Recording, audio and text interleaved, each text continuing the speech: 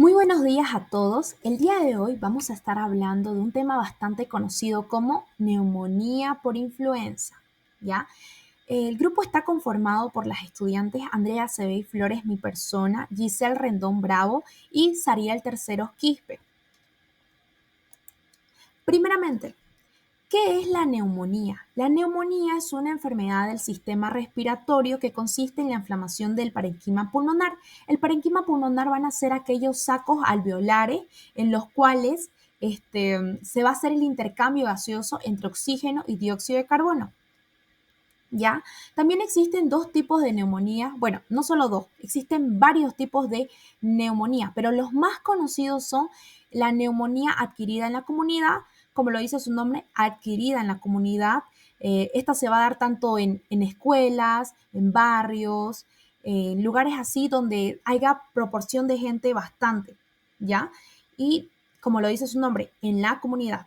Y luego está la neumonía adquirida en el hospital o también conocida como nosocomial.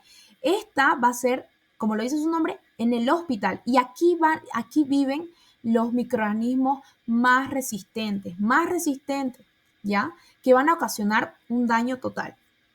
También existen dos diferentes y conocidos que van a ser de la neumonía, que son la neumonía típica y la neumonía atípica. La neumonía típica va a ser aquella en la cual va a ocasionar una inflamación en el parenquima pulmonar. Es la más conocida y entre ellas va a estar las bacterias como el Streptococcus pneumoniae, el Haemophilus influenza, el Staphylococcus y la Mozzarella.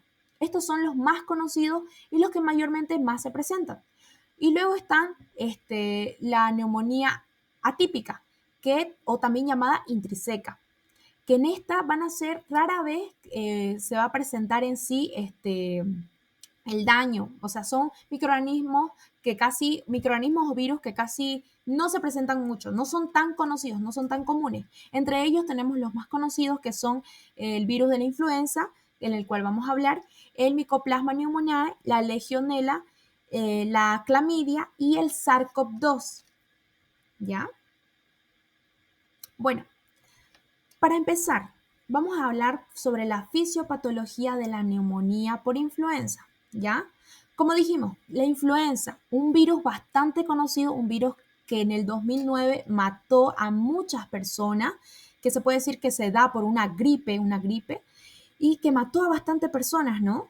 La influenza en sí, el virus, está formado por dos proteínas muy importantes que son conocidas como la hemaglutinina y la neuramidasa, ¿ya?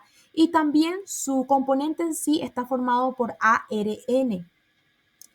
Estas dos proteínas son muy resistentes que viven más de 6 horas, o sea, incluso son muy resistentes si están fuera del organismo de la persona y viven alrededor. Mayormente se contagia por las gotitas salivales o las gotitas al toser. Eh, También está el virus de la influenza, también está formado por 8 segmentos muy importantes, que esto hace que el virus sea más resistente, ¿ya? Que pueda ser resistente y que pueda llegar a afectar o llegar hasta donde es la unidad funcional, que es el alveólogo del sistema respiratorio. Pero para poder hablar de la fisiopatología de la neumonía por influenza, debemos conocer primeramente cómo está conformado nuestro sistema respiratorio. Primeramente, nuestro sistema respiratorio está formado por internamente dentro y externamente. Externamente vamos a tener la nariz, luego tenemos lo que es internamente, que llega a ser la faringe, la laringe, los alvéolos, como se observan aquí, llega a estar la tráquea, los bronquios y por último, el más importante, que aquí donde se va a dar el intercambio gaseoso, que son los alveólogos, ¿ya? Y también va a existir un músculo bastante importante que va a ayudar a la expansibilidad, que va a ser el diafragma. Muy, pero muy importante. Bueno, comenzando. Ya que hablamos de las partes del sistema respiratorio, ahora vamos a hablar cómo es que se da la enfermedad. Como sabemos, nuestro organismo tiene diferentes tipos de defensa, ¿ya? Primeramente, el microorganismo va a ingresar por las fosas nasales, pero ¿Qué pasa cuando este microorganismo es de tamaño grande? ¿Qué se va a pillar? Aquí donde se va a encontrar especialmente con las cornetes y vibrisas. Estos cornetes y vibrisas son la primera puerta de entrada, bueno, son la primera puerta de defensa en sí, en la cual el microorganismo va a tratar de ingresar por la nariz y se va a pillar por los cornetes vibrisas. Las vibrisas son aquellos pelitos en los cuales tenemos en la nariz que nos protege y los cornetes son aquellos donde se produce el moco en sí para poder retirar o para poder haber como una obstrucción, un paso para que aquellos microorganismos no ingresen. ¿Ya?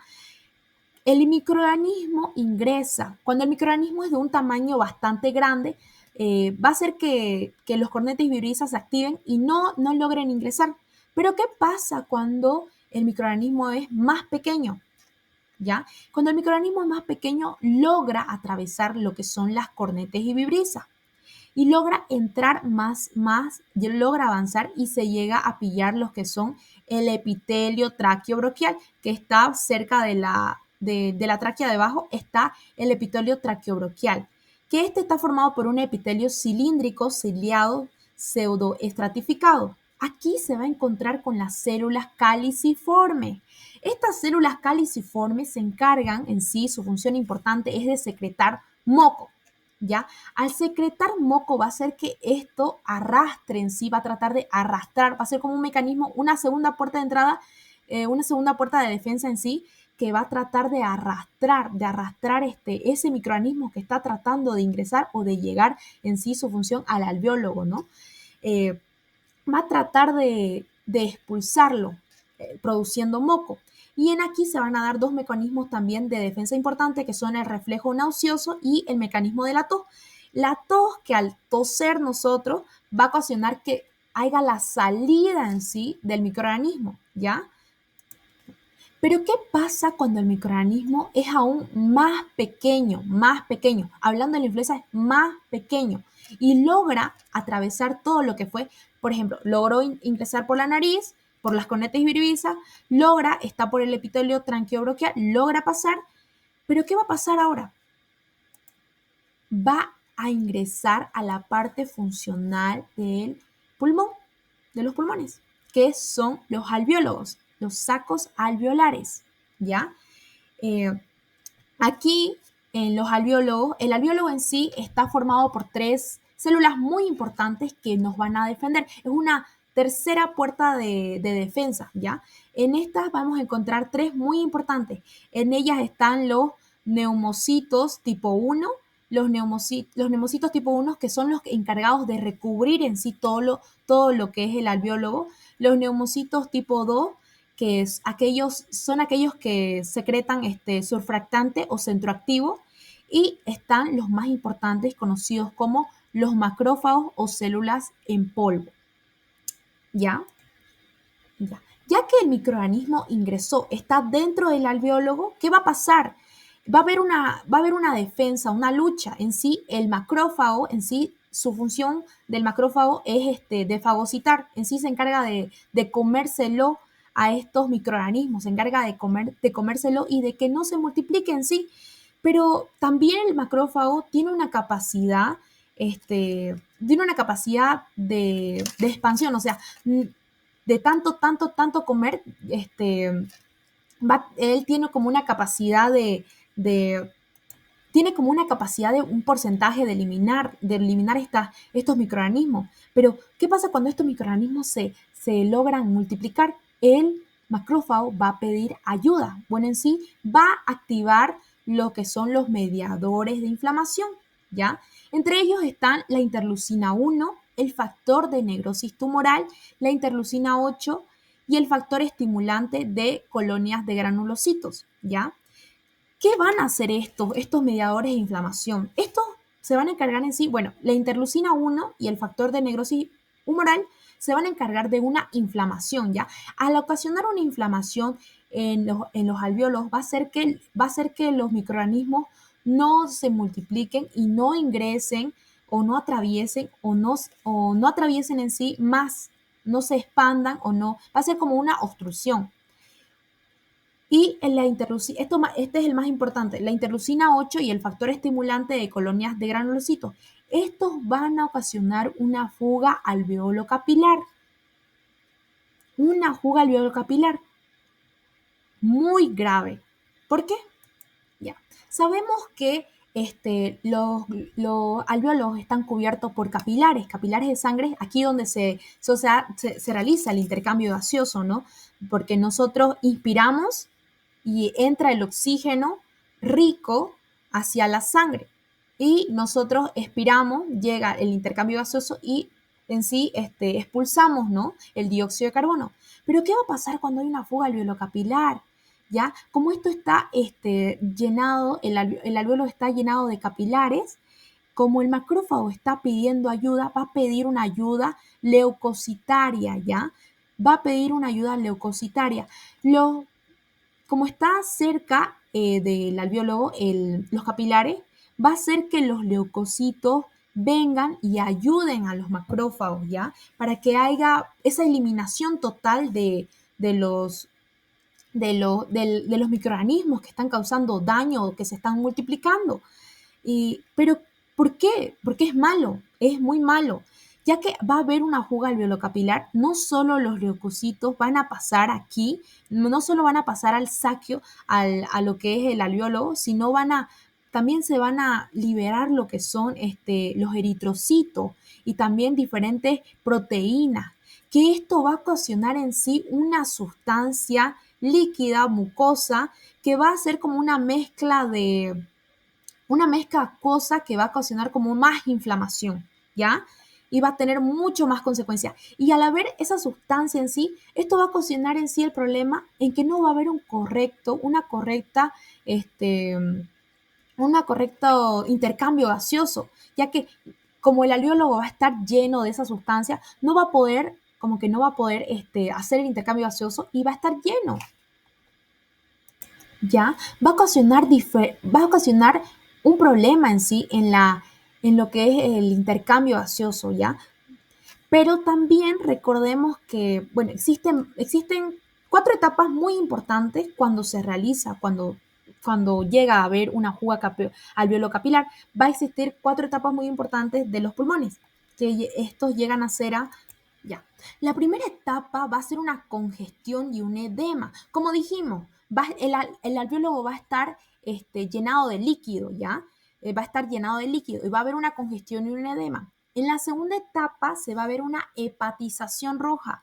Como no solo van a pasar leucocitos para ayudar a los macrófagos a eliminar estos microorganismos, también van a ingresar los eritrocitos. Y al ingresar los eritrocitos se va a ver como un color rojizo, ¿ya? El alveolo, en sí, en los pulmones se van a tornar rojos, como va a haber una fuga alveolo-capilar y los eritrocitos pasan, ¿no? Como dijimos, pasan, se va a volver de color rojo. Luego también, después habrá lo que es una hepatización gris. Como los eritrocitos viven 120 días estando en un ambiente que no es normal, estos van a morir. Al morir más rápido, porque en esta etapa va a ser la lisis y la degradación de eritrocitos. ¿Qué va a pasar? Eh, Va a pasar que se va a formar de color gris los pulmones. Ya se va a formar de color gris, ya que como van a morir muchos eritrocitos, como hubo esa fuga alveolar capilar, van a morir muchos eritrocitos. Entonces también aquí se va a presentar lo que es la recuperación, porque la mayoría de los microorganismos han sido eliminados. Lleva tiempo y entonces como hubo los leucocitos en cierta forma ayudan a lo que son a los macrófagos, los leucocitos ayudan a eliminar estos microorganismos, ya que nuestros leucocitos en sí nos defienden constantemente de cualquier tipo de sustancia, microorganismo que ingrese a nuestro sistema inmune. Y luego está la última fase, que es la fase de resolución. En esta fase ya no hay eritrocitos, se elimina por completamente todo lo que son las bacterias, ya no hay, y el pulmón vuelve a su estado normal. Y es aquí donde vemos, ¿no? importancia acerca bueno, aquí es donde se ve la fisiopatología de la neumonía por influenza, ¿no? De lo que vimos, cómo nuestro microorganismo actúa. Tiene de diferentes puertas que nos ayudan en sí a combatir esta, esta, este tipo de microorganismo que quiere ingresar a nuestro sistema para poder causarnos daño, ¿no? Y sí, en el virus de la influenza, ¿qué va a pasar? Bueno, en el virus de la influenza, el virus de la influenza es una neumonía atípica o también conocida como intersticial, ¿ya? Ya que vimos que como va a haber una fuga alveolo-capilar, ¿qué va a pasar cuando se presenta en sí la influenza? En vez de quedarse los alveolos, bueno, en vez de quedarse en los alveolos, lo que son a las bacterias, algunas bacterias, las más conocidas, se quedan en los alveolos. Pero en el virus de la influenza, estas bacterias van a salen y en el espacio en sí que existe entre los capilares y los alveolos, en ese espacio se van a fagocitar, ¿ya? Se van a encontrar y más que todo la influencia, ¿no? La influencia ella no se va a quedar solo en el saco alveolar, se va a salir y va a ser como si se estuviera volviendo invisible, ¿ya? Va a ser va a conectar en sí con nuestra pared o con nuestra célula celular, que al conectar estos capilares va a ocasionar un daño, ¿no? Y esta puede llegar a vivir bastante tiempo. En sí, esto es lo que se daría en la fisiopatología de la neumonía por influenza. Ahora hablando más de la etiología. Como lo mencionaba, la etiología, las causas en por qué se da, mayormente las más conocidas, las bacterias, el Streptococcus pneumoniae, esa en sí es la más conocida, pero como la más conocida. Luego están los virus, los hongos, los alérgenos, la inhalación de humo, el polvo, productos químicos y aspiración gástrica. ¿Ya? La aspiración gástrica, esto viene relacionado en sí con lo que es la neumonía intrahospitalaria, ¿ya? Cuando no hacemos una correcta asepsia, vamos a ocasionar al paciente en sí daño, ¿no? Lo que es en sí, si no hacemos una buena asepsia, una buena limpia de lo que es los materiales que se van a usar en el paciente, va a ocasionar que haya una sepsis, ¿ya? Una sepsis y esto va a ser porque esto quiero que quede claro, no solo los microorganismos pueden ingresar por nuestro sistema respiratorio, también ellos pueden entrar de otra manera, como es la sepsis, se puede ingresar y puede ocasionar, ¿no? Y luego tenemos los factores de riesgo, los más conocidos, la edad, mayores de 65 años o menores de 5 años. Enfermedades crónicas, puede ser diabetes, puede ser hipertensión, entre otros. Sistema inmunológico debilitado. Esto sí se va a presentar. Si una persona tiene un sistema inmunológico debilitado, va a ocasionar mucho, pero mucho en sí, que le dé en sí una neumonía. Y aquellos pacientes que tienen neumonía por influenza, mayormente llegan a ser pacientes que tienen un sistema inmunológico debilitado o aquellos enfermos crónicos, ¿no? Porque la influenza en sí da a los enfermos crónicos, a las embarazadas, a los menores de 5 años y a los mayores de 65 años. Y también un factor de riesgo bastante conocido es el alcoholismo, el tabaco y el vapeo. Exposición a contaminantes. Esto se da cuando, un ejemplo voy a colocar, por ejemplo, países donde se producen bastante materiales así y tienen lo que llegan a ser como fábricas grandes, producen, ¿no? Por ejemplo, Asia, China, Corea del Sur, países en los cuales son muy conocidos y por producir, ¿no? Por producir, porque nosotros vemos una etiqueta, vemos un material, dice Made in China, Made in Corea. Este tipo de personas van a ser bastante, eh, ellos en sí tienen un factor de riesgo grave, porque en sí ellos diariamente allá en Corea del Sur, en China, como existen esas fábricas grandes, van absorbiendo lo que es esa exposición contaminante. Por eso es que allá la mayoría ocupa barbijo, ¿no? Es como que siempre los vende barbijo. Y aquí también, ¿no? Aquí también se puede dar, por ejemplo, también conocido como la fábrica de San Aurelio, que siempre produce, siempre, sus trabajadores también están expuestos, ¿no? Están muy expuestos. Y esto no le expliqué también de la etiología. También se puede dar por sácaros o por polvo, ¿no? Por polvo, que ahí dice por polvo, puede ser polvo, por la inhalación de polvo se puede adquirir. Y la exposición, bueno, y la hospitalización, que también viene incluido con lo que es la neumonía adquirida en el intrahospitalario y la neumonía sepsis, ¿no?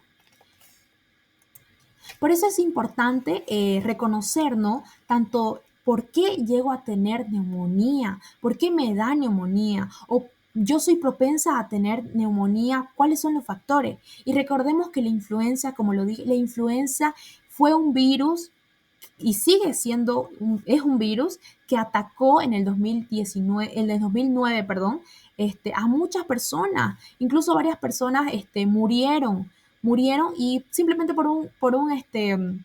una gripe, una gripe como lo conocen, ¿no? Una gripe, una tos normal, por esa gripe que se ocasionó y fue que muchas personas, como lo dije, murieron.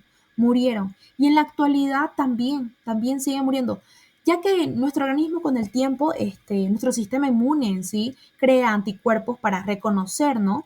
Y crea anticuerpos para reconocer, pero actualmente sigue habiendo lo que es neumonía por influenza. Entonces nosotros debemos saber reconocer y tener nuestras precauciones. Y también nos recordar que también existe la vacuna importante contra la influenza que se administra cada año.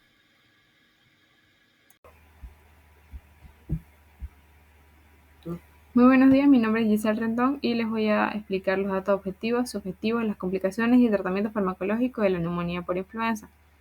En los datos objetivos tenemos la fiebre, la tos seca o productiva, con mocos claros, los sonidos respiratorios anormales, la taquipnia y la disnea, entre los cuales nos resaltan más la tos seca o productiva con mocos claros, porque lo que la diferencia de la neumonía bacteriana es que a la hora de expulsar las secreciones o mocos, en la neumonía bacteriana son un poco más oscuras, como pus, y en la neumonía por influenza son un poco más claras, un amarillo claro. También resaltan los sonidos respiratorios, debido a que al momento de la auscultación en una neumonía se logran escuchar sonidos crepitantes o roncos, esto debido a la cantidad de secreciones o mocos que tiene el paciente en los pulmones. Tenemos la taquipnia y la disnea a consecuencia de la hipoxia que sufre el paciente. En los datos subjetivos tenemos la fatiga, el dolor de pecho y la dificultad para respirar. La fatiga es a consecuencia de la dificultad para respirar que siente el paciente en estos momentos y el dolor de pecho es causado por la inflamación y la congestión pulmonar que irritan los nervios y causan este dolor. En las complicaciones tenemos la insuficiencia respiratoria y cardíaca. Esto debido también a la inflamación y congestión pulmonar que causan un deterioro en el intercambio de gases que afecta a la respiración y a la capacidad de bombear sangre al corazón. Eh, por la insuficiencia respiratoria y cardíaca también se puede dar el síndrome de distrés respiratorio agudo. También tenemos las arritmias cardíacas que son por la disminución de la oxigenación que van al corazón. Tenemos sepsis y el fallo multiorgánico, que es el deterioro de distintos órganos en el cuerpo. En el tratamiento farmacológico utilizamos antivirales porque esto viene siendo una neumonía por influenza, no una neumonía bacteriana. Entonces utilizamos antivirales como el oseltamivir. Vienen en cápsulas de 75 miligramos que se dan cada 12 horas por 5 días, que se administran. Los corticoides como la dexametasona para disminuir la inflamación y mejorar la oxigenación de manera intravenosa. Los broncodilatadores como el salbutamol por vía inhalatoria se dan de 3 a 4 puff cada 4 o 6 horas. Entre los analgésicos para aliviar el dolor tenemos el metamizol, también de por vía intravenosa de manera lenta. Buenos días, licenciada. Buenos días, compañero. Mi nombre es Ariel Terceros y voy a continuar con las pruebas diagnósticas de una neumonía por influenza. Se le va a solicitar radiografía de tórax, esto para poder confirmar el diagnóstico de la neumonía y visualizar la localización y extensión de la infección pulmonar. En la neumonía por influenza se pueden mostrar infiltrados intersticiales difusos, consolidaciones o incluso derrame pleural. También se le va a pedir la tomografía computarizada del tórax. Esto se lo solicita cuando la radiografía no es concluyente o si el paciente no mejora con el tratamiento. Y esto también ayuda a detectar las complicaciones como acceso o neumonías necrosantes. En las pruebas de laboratorio se le va a pedir el hemograma completo, donde va a haber alteraciones de los glóbulos blancos o es decir, una leucocitosis, o también puede haber una leucopenia en casos muy graves. También va a haber una linfopenia común, esto es común en infecciones virales como lo es la influenza. También va a haber una elevación de neutrófilos. También se le pide el ionograma, esto para evaluar el estado electrolítico, especialmente en pacientes que estén con fiebre, vómito, diarrea o deshidratación. Puede haber una hiponatremia leve. También se le pide gasometría arterial porque para valorar el estado de oxigenación y el equilibrio de ácido-base. Otra prueba de laboratorio es el cultivo de esputo para detectar las infecciones secundarias muy comunes en la neumonía por influenza. Esto nos va a ayudar a identificar el germen y permite ajustar el antibiótico según el antibiograma.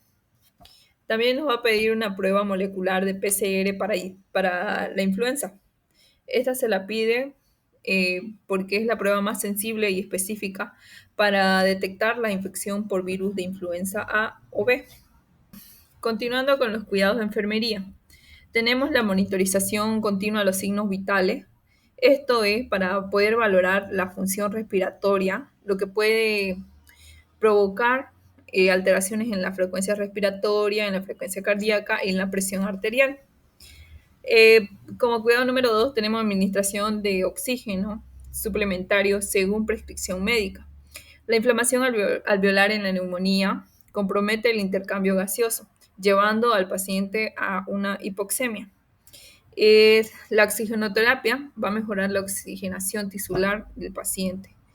Tenemos fomento de la hidratación adecuada. Esto porque la fiebre y la hiperventilación aumentará las pérdidas insolubles de líquidos. Una hidratación adecuada ayuda a mantener la viscosidad de las secreciones, facilitando su eliminación. Otro cuidado es control de la temperatura corporal, ya que la fiebre es una respuesta inmunitaria a la infección. Educación sobre la técnica Educación sobre la técnica de la tos efectiva. Una tos efectiva ayuda a movilizar y eliminar secreciones, mejorando la ventilación y reduciendo el riesgo de atelectasia. Cuidado número 6, aspiración de secreciones cuando sea necesario. La acumulación de secreciones puede obstruir las vías aéreas y favorecer la proliferación bacteriana. La aspiración mantiene la permeabilidad de las vías aéreas, las vías respiratorias. Fomento del reposo adecuado. El reposo disminuye el consumo de oxígeno y permite que el cuerpo tenga energía hacia la respuesta inmunológica. El cuidado número 8, debe haber un cambio de posición frecuente, ya que esto va a mejorar la ventilación, perfusión y previene la éstasis de secreciones, reduciendo el riesgo de complicaciones. También tiene que haber un constante monitoreo de la saturación de oxígeno, ya que la oximetría del pulso permite evaluar la eficacia del intercambio gaseoso y la necesidad de que ajustemos la oxigenoterapia que se le está dando al paciente. Administración de medicamentos bajo prescripción médica es el cumplimiento del tratamiento antiviral o antibiótico. Esto es esencial para erradicar al agente infeccioso y prevenir complicaciones. Número 11. Educación sobre la importancia de la vacunación. La vacunación contra la influenza reduce la incidencia y la gravedad de la enfermedad, disminuyendo las hospitalizaciones y complicaciones. Fomento de una nutrición adecuada. Una nutrición adecuada fortalece el sistema inmunológico y proporciona la energía necesaria para la recuperación. Evaluación del estado mental. La hipoxemia puede alterar el estado de conciencia. La evaluación neurológica permite detectar signos tempranos de deterioro. También hay que tener en cuenta la prevención de caídas. La debilidad de la persona, del paciente, y el uso de medicamento pueden aumentar el riesgo de caídas. Se debe implementar medidas de seguridad que protejan al paciente. Fomento de la higiene personal. Se debe mantener la higiene personal, ya que esto previene infecciones secundarias y mejora del bienestar general del paciente. Número 16. Educación sobre el aislamiento respiratorio. La influenza se transmite por gota respiratoria. Entonces el aislamiento adecuado previene la propagación del virus de la influenza. Monitoreo de los signos de complicaciones. La neumonía puede evolucionar hacia complicaciones como el derrame pleural o la sepsis. La vigilancia permite una intervención oportuna. Apoyo emocional al paciente y a la familia. El apoyo emocional reduce la ansiedad y el estrés, lo que esto puede mejorar la respuesta inmunológica y la recuperación del paciente. Fomento de los ejercicios respiratorios. Los ejercicios respiratorios mejoran la expansión pulmonar y facilitan la eliminación de secreciones. Número 20, tenemos la evaluación del dolor torácico. El dolor puede limitar la respiración profunda y la tos, favoreciendo la retención de secreciones, y su manejo adecuado es esencial.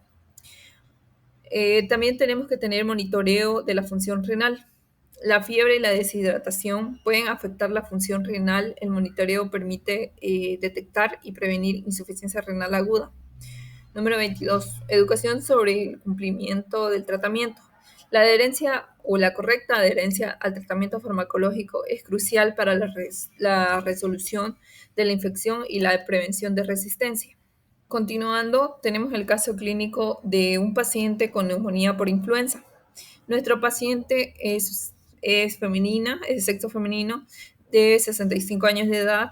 Ingresa al servicio de emergencia acompañada por su hija mayor con diagnóstico previo de influenza con evolución de hace una semana, manifestando fiebre con 37.9 grados centígrados, dificultad respiratoria, presenta ruidos anormales como los estertores o roncus. También tiene taquignia. Su hija se refiere que presenta hace una semana presentándose tos seca con expectoración amarillenta. Se encuentra fatigada con presencia de debilidad muscular y dolor en el pecho. Se realiza el examen físico donde se ocultan los campos pulmonares, donde se escucha estertor con roncus. También durante la valoración se realiza la toma de signos vitales, los cuales se observan.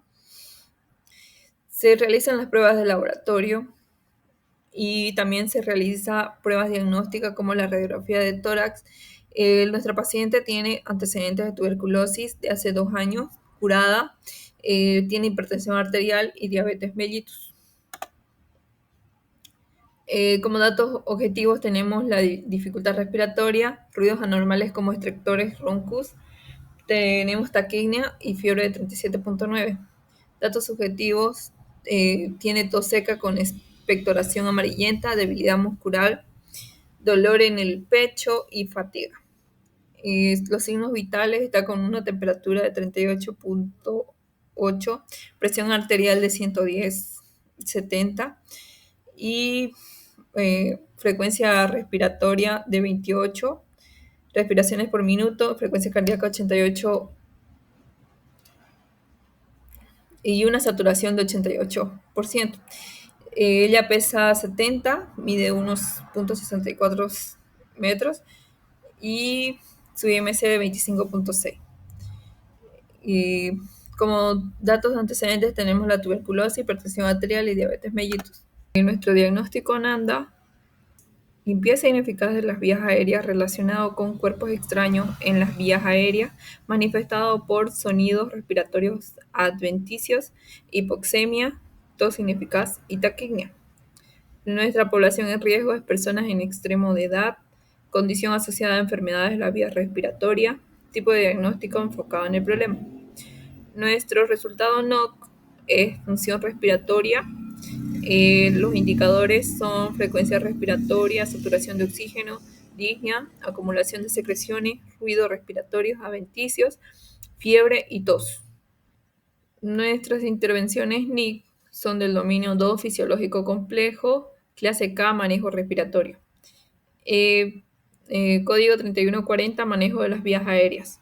Las actividades son determinar si la respiración ausente o es inadecuada, determinar la causa del problema de permeabilidad de las vías aéreas, abrir la vía aérea mediante la técnica de elevación de barbilla o pulsión mandibular, según corresponde, extraer cuerpos extraños de las vías aéreas si se ven, auscultar los ruidos respiratorios, reseñando las áreas de disminución, ausencia de ventilación y la presencia de ruidos adventicios. Extraer las secreciones por métodos adecuados como la tos o aspiraciones. El fundamento científico del manejo de las vías aéreas, esto se refiere a las maniobras y técnicas utilizadas para garantizar una ventilación adecuada y segura en pacientes que lo necesitan.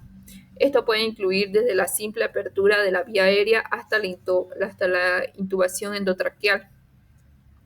Como intervención número 2 tenemos al 3160, aspiración de las vías aéreas. Auscultar los sonidos respiratorios antes y después de la aspiración, informar al paciente y la familia sobre la aspiración, enseñar al paciente a respirar lenta y profundamente durante la incisión del catéter de aspiración, monitorizar el estado de oxigenación del paciente, controlar y observar el color, cantidad y consistencia de las secreciones. El fundamento científico es mantener la vía aérea permeable, mejorar la ventilación alveolar y previene la hipoxemia, al eliminar secreciones acumuladas que pueden obstruir los bronquiolos. Como intervención número 3 tenemos al 3350, monitorización respiratoria. Monitorizar la frecuencia, el ritmo y la profundidad y el esfuerzo de las respiraciones. Evaluar el movimiento torácico observando la simetría, la utilización de músculos accesorios y las retracciones de músculos intercostales y supraclaviculares. Monitorizar si se producen respiraciones ruidosas como estridor o ronquidos. Monitorizar los patrones de respiración bradipnea, taquipnea, hiperventilación, respiraciones de Kussmaul, respiraciones de Cheine, Stokes y patrones atáxicos. Anotar la aparición, característica y duración de la tos. Se logra mejorar como evaluación se logra mejorar la permeabilidad de las vías aéreas de sustancialmente comprometido a levemente comprometido con las intervenciones de enfermería realizadas, observando la evolución de los próximos días.